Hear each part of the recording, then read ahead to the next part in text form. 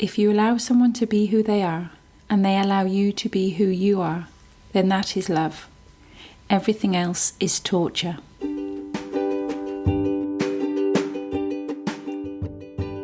Hello and welcome to Mindfully Thrive with me, your host, Ella Humphreys. This is the podcast that celebrates the present, the joys where we are, the journey it's taken to get here, and the ability to see our greatness for the future. We celebrate female founders, adventure seekers, and creative entrepreneurs who are building their dreams alongside raising babies and any other life commitments that can so easily distract us from the path we truly desire. This is the podcast about coming back to who we are in this life, and that our dreams, goals, and ambitions are valid and possible while also being a loving and present parent.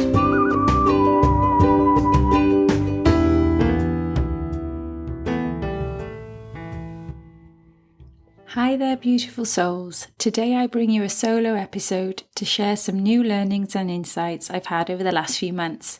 I can feel myself lit up and ready to connect and chat with you today. I also take this opportunity to share my gratitude to you, the listeners. Thank you for making this journey such a pleasure and a very rewarding experience. So can you imagine having your specific user manual for how to operate in this world based on your energetic design? This manual allows you to operate in the most optimal and authentic way for you. Living in this way is what thrive means to me. That is, to live in alignment with my worth and values, to believe in myself enough to trust the process and to let go of my fixed opinions and ideas, and allow the driving force of my life to be about having fun and enjoying what I'm doing as much and as often as possible. In recent weeks, I've learned that I can thrive if I live by my strategy and trust my inner authority. Hold on, don't switch me off yet. All of this terminology will become clearer to you and make all the sense in the world as you stick with me throughout this episode. Well, as much as I've been studying spirituality for years and years, I've only just begun to open up to a whole new understanding, a system called human design. I'm not going to go into my life's journey to this point, but what I will tell you, it's certainly been experimental and founded on trial and sometimes errors, mistakes, and what others might deem as failures. But I now realise it's all part of my perfect design. Did you know that your soul made a contract prior to your arrival into this beautiful world? Your soul's contract is interwoven into your uniquely personal design. It's said that 88 days prior to your physical body entering this earth, your soul is birthed into you as a fetus. This contract from your soul specifically lays out the pathways for your work, your lessons, your essence, and your fulfillment of life. Your life is uniquely yours, and it was designed with full intention by your soul. So firstly, what is this human design system? Human design is a relatively new system of self-knowledge that differs fundamentally from anything else that exists in the world today. It's not built on belief or faith, but is a logical, empirical system that offers you the opportunity to experiment with its mechanics and find out for yourself if it works for you. Human design shows you a concrete map of your own nature and provides you with simple tools for making correct decisions, being yourself, and eliminating resistance in your life. Human design offers you the opportunity to discover yourself and begin to understand and accept your very nature. This system is a synthesis of two streams of science, traditional and modern. The traditional sciences, astrology, both Eastern and Western, the chakra systems, the kabbalah, and most importantly of all, the I Ching, the ancient Chinese book of changes. These are all the traditional elements in the synthesis that is human design, and combines with it the modern science of reading the genetic code, also known as the gene keys. This offers you profound insight into how you are designed to navigate the material world. So the human design system itself is relatively young, as it was released into the world in 1987. It came about as a result of one man, Ra Uru Hu. Ra was born Alan Robert Krakauer in Montreal, Canada in 1948. He worked in the business world as an advertising executive, magazine publisher, and a media producer. The arts were important to Ra, and he also expressed himself as a composer and a performer during his lifetime. But in 1983, he left Canada to travel and eventually finding his way to the island of Ibiza, where he spent years working as a school teacher. And in January in 1987, he had a sudden and unexpected mystical experience followed by the encounter with a voice, an intelligence far superior to anything he had ever experienced. This channeling process lasted for 8 days and nights, during which he was given the information for what is known today as the Human Design System. Ra considered himself the messenger of the Human Design System and dedicated the next 25 years of his life to teaching the system around the world, teaching people how to live a healthy life, how to make the right decisions, and live with awareness. Ra died in 2011. Let me just be clear, I'm only a couple of weeks into this research. I'm not an expert.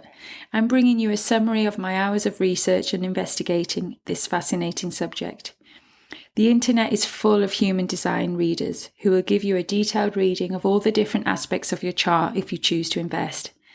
I have found masses of information and enjoyed reading and mapping the discoveries out for myself for now. You soon start learning pretty quickly, especially when it's something that can enhance your life in the most profound ways. So before going further, I just want to mention 2 websites that I've taken a lot of my research from, the jovianarchive.com and the alignedlife.co.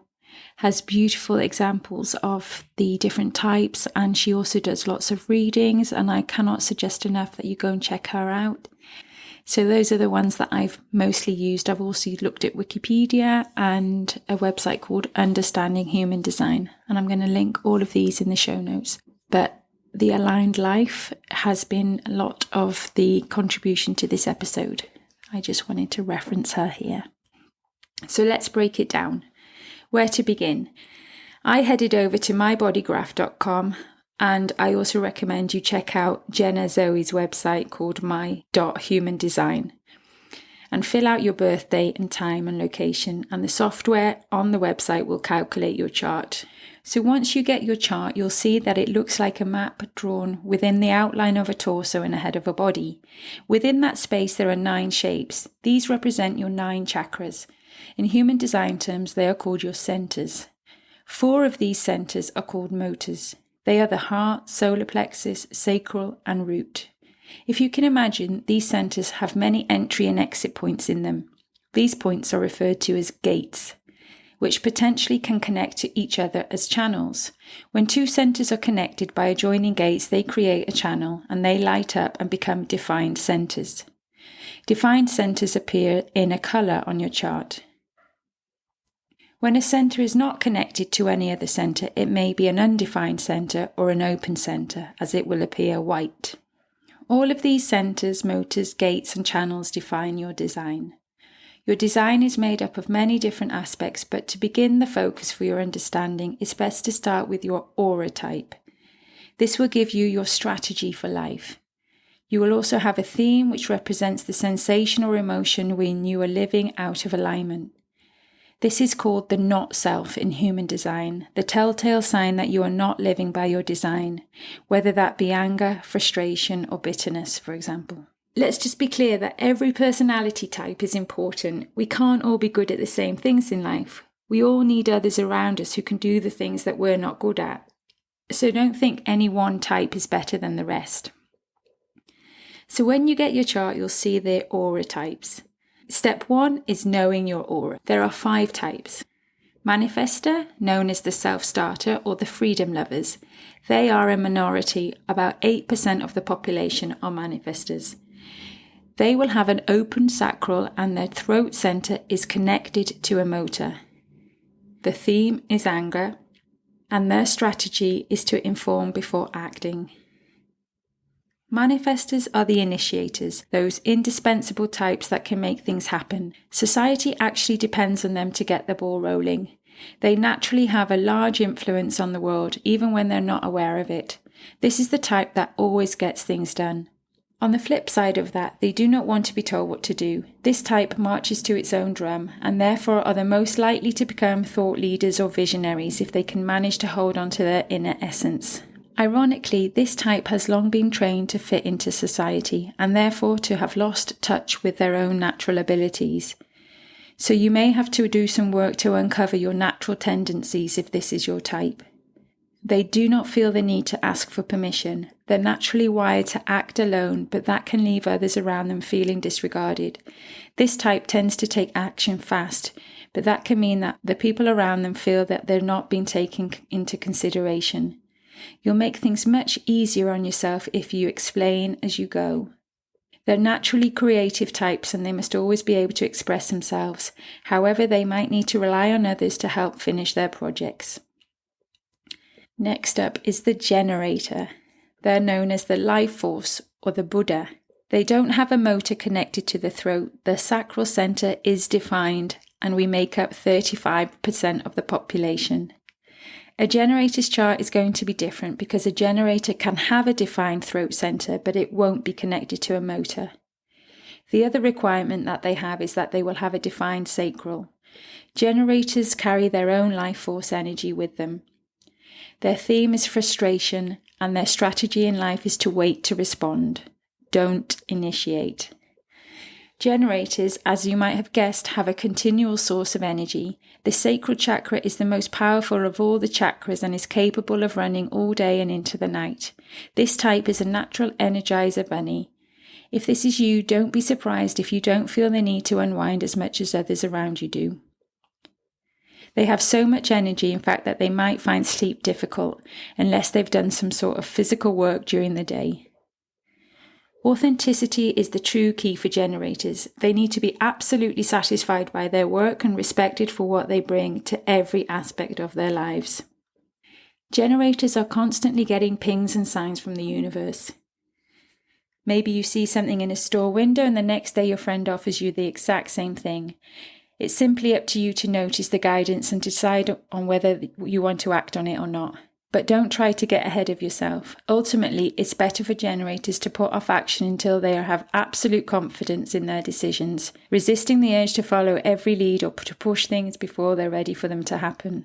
Society has conditioned us to just do it, but it's crucial for generators to sit back and listen to their gut before taking action. If this is you, get into the habit of asking yourself before you make a decision. Then we have the manifesting generators, known as the multi-passionate or the Buddha warrior. They have a motor to the throat with a defined sacral. 35% of the population are manifesting generators. Their theme is also frustration, and their strategy is like the generator, to wait and respond, and double-check your response. The manifesting generator balances the power of the manifester and the surrender of a generator. One part of you wants to leap into action while the other one wants to wait. It can be difficult to resist the initial impulse, but the more you can train yourself to wait, the better your results will be. They are the Buddha warriors of the world. There's no other energy like them. However, they must work hard to balance that masculine and feminine energy. The warrior tends to come to the surface most often, and it's up to you to leave time to be quiet and to listen to that more quiet feminine energy. The more you can lead with your Buddha side instead of the warrior, the better your results will be. Manifesting generators move quickly, but sometimes that involves making mistakes along the way. They're also prone to starting a new project only to abandon it later. Don't feel bad about these natural tendencies. Your quick temperament means sometimes this is just what's going to happen, so allow it, knowing it's just part of your nature. Sleep is especially important for manifesting generators, and they will find a lot of wisdom in this state. During these waking hours, they have the same energy as generators. Projector, the guide or the visionary. They have no motor to the throat, and they have an open sacral. They make up about 22% of the population. The projectors are there to guide the collective, but have to wait for people to ask them in order for them to share their insights. Their theme is bitterness, and their strategy is to wait for the right invitation. Projectors have the natural ability to amplify an idea or a movement. They don't typically generate new ideas, but they're capable of literally projecting their ideas out into the world. They're the light that leads the way for the rest of us. They're definitely not the workhorses of the world. Their skills are best for work that involves supervising or harnessing the energies of others. They're wonderful managers, leaders, or organizers. The people who surround the projector are very important as they can help to orchestrate and evaluate the invitations the projectors receive. Projectors should go to bed a little earlier than they actually need to sleep in order to compensate for some of the energy they've picked up over the day. They do not have a sacral motor, so they cannot sustain work for long periods of time. They must regularly rest and take breaks. The most important skill for a projector is to learn how to trust the process. It's not up to them to initiate things. They need to be seen for who they really are, and they must always feel their presence is invited, whether that's formal, informal, or it's implied. And the fifth and final type is the reflector, also known as the mirror. A reflector has all their centers open. They are only 1% of the population. They're going to have every single center open, and they're going to have gates, but they won't have any channels. Their theme is disappointment, and their strategy is to wait 28 days. Reflectors both reflect and retain the energy of the world around them. This type is highly sensitive to their environment, so it's important that they're comfortable and surrounded by the kinds of people who can energize them instead of depleting them. If this is you, be sure to take the time to create a beautiful home and supportive friendships. Reflectors have the ability to take everything in but let nothing stick. However, the tendency can mean that you often feel very alone and disconnected, especially through childhood. Unless a parent is reflecting positivity and stability back to you, you can feel very untethered in the world. While you have considerable gifts, it's common for you to feel like a misfit if you don't understand your own true nature. This type tends to find it difficult to make a decision quickly, so don't force it. Wait a full moon cycle to make an important decision. This will allow a reflector to gather information, listen to themselves and to the wisdom of those around them. This type is not capable of creating their own energy, so it's extremely important for them to rest and relax. If this is you, the better off you feel, the more positive energy you'll be able to reflect back into the world around you. So it's extra important for you to indulge in self-care. Once you know your type, your chart will also tell you your strategy for life. This is what you need to do to put yourself into alignment and make effective decisions. Your strategy is always based on your type. For example, all projectors need to wait for the invitation. So just to go back over each strategy for each type, a manifestor, their strategy is to inform. They're here to blaze a trail. Manifestors need to be encouraged to talk about their intentions and what they want to do. That's how they'll get people who are 100% on board to help them.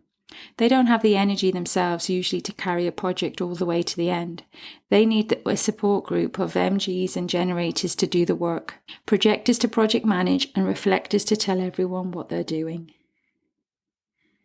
Manifesting generators and generators, their strategy is to respond. And this can be a little confusing because we need something in our outer reality to show up for us to respond to.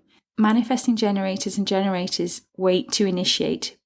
But an idea is not something that manifesting generators and generators respond to. They must respond to things outside of their body. Something they hear at a grocery store or what a person tells them. Generators and manifesting generators are the dominant type on the planet with nearly 70% of the population. They are the driving life force of the planet. Their strategy is to respond and through response to find satisfaction and avoid frustration.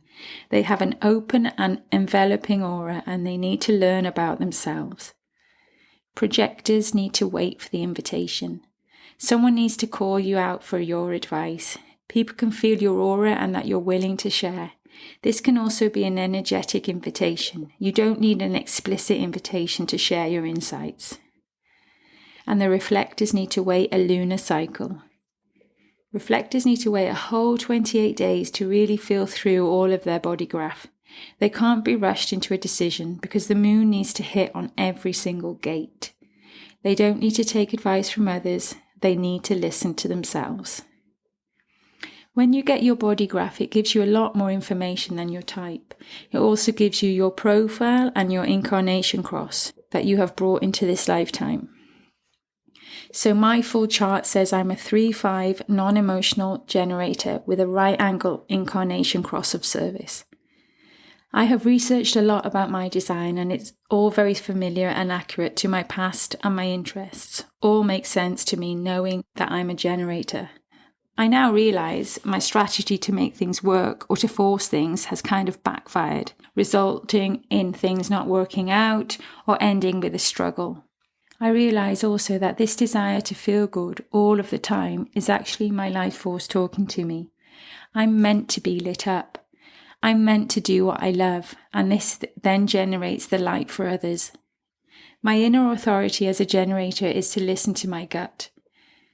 You have all probably heard of this, but I often skip the gut and go straight to the mental to try and problem solve my way through things with logic, which winds up leaving me in a tailspin.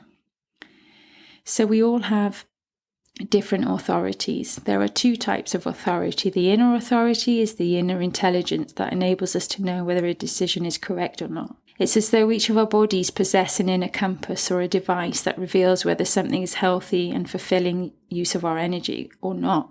Our inner authority is a body-based knowing that precedes the cognition of the mind, and thus accessing it requires us to become more connected and to listen better to our bodies. And as we do so, we move into a state where we more often experience the signature that results from the correct use of our energy, be it satisfaction, success, peace, or surprise. And what is called the outer authority in human design is the ability to provide your authentic perspective. This perspective is derived from your particular design as an expression of your uniqueness. We as 9-centered human beings are designed to commune with others and share our unique perspectives about life, truth, and everything in between. We can be of the highest possible service to others when we communicate our insights, ideas, and opinions at the right moment. It may be in response or when we are invited to share. Using your mind in this way, it becomes a resource for others.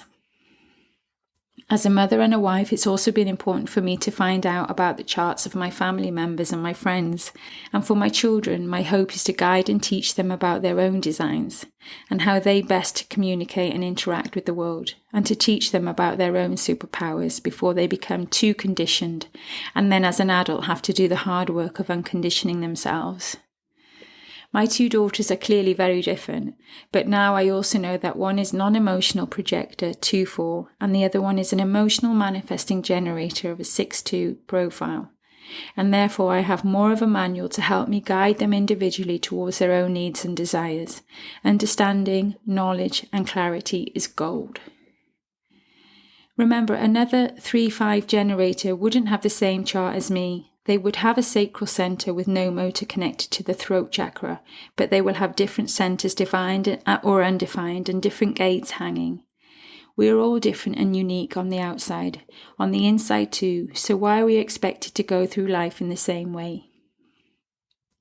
The human design system is a synthesis of ancient and modern sciences and has proven to be a valuable tool for human understanding.